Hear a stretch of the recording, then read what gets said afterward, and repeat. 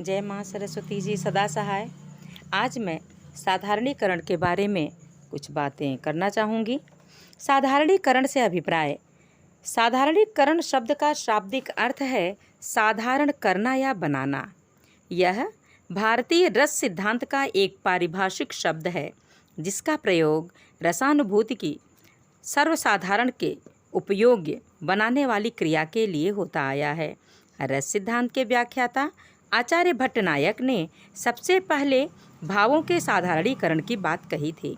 पाठक, श्रोता या दर्शक को काव्य या नाटक में विचित्र रस की अनुभूति का होना ही काव्य या नाटक का लक्ष्य और सफलता मानी जाती है। सामाजिक को यह रसानुभूति कैसे होती है? साधारणीकरण का सिद्धांत इसी रहस्य का उद्घाटन करता है। हम इस बात को स्पष्ट करने के लिए एक उदाहरण देना उचित समझेंगे। मान लीजिए कालिदास के प्रसिद्ध नाटक अभिज्ञान शाकुंतलम का अभिनय किया जा रहा है। दर्शक उस अभिनय को देख रहे हैं। उनके सामने यह दृश्य आता है कि राजा दुष्यंत शकुंतला को देखकर उस पर मोहित हो उसके प्रति अपने प्रेम का प्रदर्शन कर रहा है। उस प्रेम दृश्य को देख सहृदय दर्शकों के हृदय में भी रति अर्थात प्रेम की भावना उत्पन्न होने लगती है। उनका यह प्रेम का भाव निश्चित रूप से शकुंतला के प्रति न होकर सामान्य भाव ही होता है। उनके हृदय में उठने वाला रति का यह भाव शकुंतला के प्रति दुष्यंत का रतिभाव न रहकर पुरुष की स्त्री के प्रति साधारण रतिभाव मात्र होती है। अर्थात इस दृश्य को देखकर दर्शक अपने हृदय में स्थित रतिभाव का अनुभव करने लगते हैं। आखिर ऐसा क्यों होता है?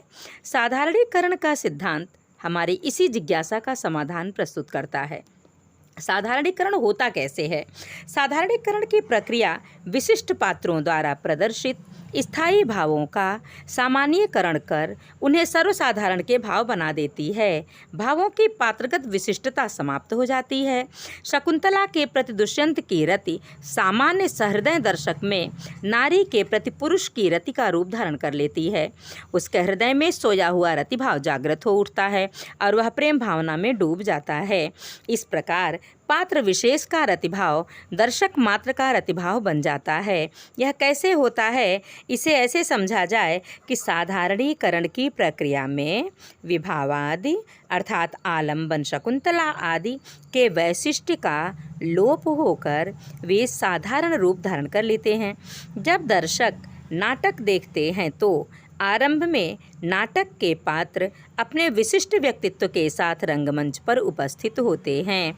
वे अपने देश और काल की सीमाओं के भीतर ही दिखाई देते हैं और दर्शकों को अपने पृथक अस्तित्व के ज्ञान के साथ साथ अपनी पृथक सत्ता का भी अनुभव रहता है।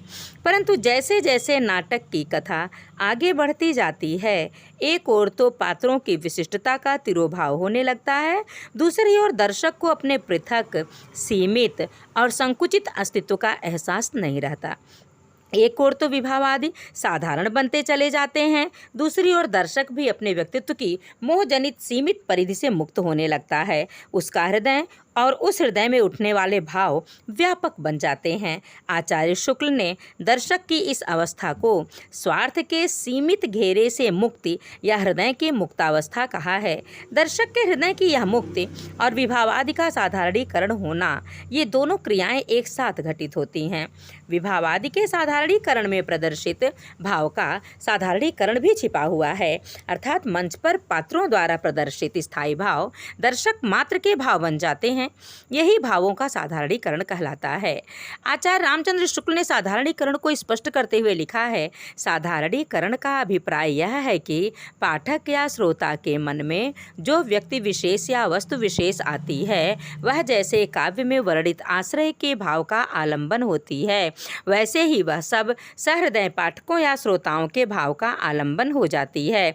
जब तक किसी भाव का कोई विषय इस रूप में नहीं लाया जाता कि वह सामान्यतः सबके उसी भाव का आलंबन हो सके, तब तक उसमें रसोद्बोधन की शक्ति नहीं आती। विषय का इसी रूप में लाया जाना हमारे यहाँ साधारणीकरण कहलाता है। शुक्ल जी की इस परिभाषा से स्पष्ट होता है कि पाठक या श्रोता काव्य के मनन के द्वारा अथवा रंगमंच पर हो रहे अभिनय को देखकर भाव की सामान्य भूमि पर आ जाता है, अर्थात उसे भी उसी भाव की अनुभूति होने लगती है। वह आत्मविस्मृत हो कवि अथवा अभिनेता द्वारा उद्भूत रस का पूर्ण अनुभव अनुभव करने लगता है। शुक्ल जी के अनुसार इसका कारण यह है कि आलंबन रूप में प्रतिष्ठित व्यक्ति समान प्रभाव वाले कुछ धर्मों की प्रतिष्ठा के कारण सबके भावों का आलंबन हो जाता है। अर्थात शुक्ल जी आलंबन का साधारणीकरण होना मानते हैं। जब आलंबन का साधारणीकरण हो जाएगा तो आश्रय के साथ उसका तादात्म्य हो जाना स्वाभाविक है। यह साधारणीकरण संबंधी शुक्ल जी की मान्यता है। साधारणीकरण का मूल उत्स दरअसल काव्यशास्त्रीय विवेचन में यह प्रश्न बहुत प्राचीन काल से उठाया जा रहा है। काव्य में वर्णित रामकृष्ण आदि विशिष्ट पात्रों के भाव सर्वसाधारण या सहृदय जनों के भाव अर्थात आस्वाद के विषय किस प्रकार हो जाते हैं जब उनके और हमारे बीच देश और काल का इतना बड़ा विराट व्यवधान है, तब उनके भावों की अनुभूति हमें कैसे होने लगती है। भरत मुनि ने अपने नाट्यशास्त्र में इसका उत्तर देते हुए लिखा है, एभ्यश्च सामान्य गुण योगेन रसा निष्पद्यन्ते। अर्थात जब उन भावों को सामान्य रूप से प्रस्तुत किया जाता है तो रसों की निष्पत्ति होती है। इस प्रकार हमें साधारणीकरण का मूल उत्स भरत मुनि के नाट्यशास्त्र में मिल जाता है, परंतु इसका निश्चित उल्लेख हमें आगे चलकर भट्टनायक के इस वाक्य में मिलता है, जहाँ वह कहते हैं, विभावादि साधारणीकरणात्मना भावकत्व व्यापारेण भव्यमानो रसः भोगेन परम भुज्यते इति। अर्थात विभावादि के साधारणीकरण रूप भावकत्व नामक व्यापार द्वारा भाव्यमान स्थायी भाव रूप रस भोजकत्व के द्वारा व्यापार के द्वारा आस्वादित किया जाता है। डॉक्टर नगेंद्र ने भट्टनायक के उपर्युक्त वाक्य से यह निष्कर्ष निकाला है कि साधारणीकरण विभावादि का होता है।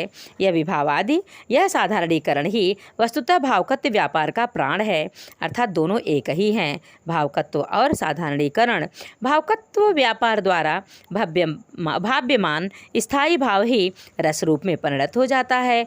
भाव्यमान को काव्य प्रकाश के टीकाकारों ने साधारणीकरण का ही पर्याय माना है और इसमें विप्रतिपत्ति के लिए विशेष अवकाश नहीं होना चाहिए। साधारणीकरण रसास्वाद से पूर्व की प्रक्रिया है। यह वह प्रक्रिया है जो रस के विभिन्न अवयवों को अपने अपने विशिष्ट वैशिष्ट्य से मुक्त कर आस्वादन रूप में प्रस्तुत कर देती है। अभिनव गुप्त का साधारणीकरण भट्टनायक ने केवल आलंबन का ही साधारणीकरण होना नहीं बल्कि विभावादि और स्थायी भाव का भी साधारणीकरण होना माना था। अभिनव गुप्त ने भट्टनायक की इन दोनों स्थापनाओं को स्वीकार करते हुए यह कहा था कि आश्रय और आलंबन का साधारणीकरण हो जाने से स्थायी भाव के देश काल के बंधन से मुक्त हो जाता है। जिस प्रकार विभावादि स्थायी भाव के कारण होते हैं, उसी प्रकार विभावादि का साधारणीकरण भी स्थायी भाव के साधारणीकरण का कारण होता है। स्थायी भाव के साधारणीकरण से यह अभिप्राय है कि स्थायी भाव व्यक्ति चेतना देश काल आदि के बंधनों से मुक्त हो जाता है। भाव की प्रतीति में व्यक्ति चेतना के कारण ही सुख दुख की अनुभूति होती है। इस व्यक्ति चेतना का तिरोभाव हो जाने पर इंद्रिय सुख दुख की यह भावना नष्ट हो जाती है। साधारणीकरण वैयक्तिक न होकर एक सामूहिक क्रिया है। नाटक देखने वाले समस्त दर्शक एकाग्रचित्त होकर उस भाव का सामूहिक रूप से अनुभव करते हैं। अभिनव गुप्त साधारणीकरण का सार स्थायी भाव का साधारणीकरण मानते हैं। स्थायी भाव और अनुभाव के साधारणीकरण से अभिप्राय है विशिष्ट संबंधों के बंधनों से मुक्ति। अभिनव गुप्त के बाद आचार्य विश्वनाथ और पंडित राज जगन्नाथ ने थोड़े से विषय भेद के साथ साधारणीकरण का विवेचन किया। विश्वनाथ ने स्थायी भाव और विभावादि सभी का साधारणीकरण माना। पंडित राज जगन्नाथ के साथ ही संस्कृत काव्यशास्त्र का गंभीर विवेचन समाप्त हो जाता है। हम हिंदी के भक्ति और रीति काव्य के साधारणीकरण सिद्धांत का विवेचन होता नहीं देखते। पंडित राज जगन्नाथ के 300 वर्ष बाद हमें सबसे पहले आचार्य रामचंद्र शुक्ल के रूप में एक मौलिक गंभीर विवेचक के दर्शन होते हैं। शुक्ल जी ने अपने साधारणीकरण के व्यक्ति वैचित्र्यवाद शीर्षक निबंध में पहली बार साधारणीकरण की समस्या पर मौलिक और गंभीर विवेचन किया था। उनके पश्चात हिंदी के अन्य अनेक विद्वानों ने इस विषय को उठाकर इसका शास्त्रीय विवेचन करना आरंभ कर दिया। विवेचन का यह क्रम आज भी चल रहा है। साधारणीकरण के आलंबन की समस्या शुक्ल जी के द्वारा किए गए विवेचन से यह समस्या उठ खड़ी हुई कि साधारणीकरण का आलंबन किसे माना जाए, अर्थात साधारणीकरण किसके साथ होता है। अब साधारणीकरण से शुक्ल जी का अभिप्राय आलंबन के असाधारणीकरण से है। उनका कहना है जब आलंबन का साधारणीकरण हो जाएगा तो आश्रय के साथ उसका तादात्म्य हो जाना स्वाभाविक है। आचार्य विश्वनाथ की भी यही मान्यता थी। परंतु उनसे पूर्व भट्टनायक और अभिनवगुप्त स्थायी भाव विभावादि सभी का साधारणीकरण होना मान चुके थे। उन्हें केवल विभाव आलंबन अर्थात केवल शकुंतला का साधारणीकरण और तदनुसार आश्रय के आलंबन के साथ उसका तादात्म्य मान्य नहीं था। उनका कहना था कि सीता, राधा आदि पूज्य नारियों के प्रति सामान्य व्यक्ति द्वारा रतिभाव रखना अनुचित होगा। इसलिए सहृदय प्रत्येक दशा में न आलंबन के साथ साधारणीकरण का संबंध स्थापित कर सकता है, न आश्रय के साथ उसका तादात्म्य हो सकता है, क्योंकि उसका यह प्रेम अपना व्यक्तिगत प्रेम नहीं होता।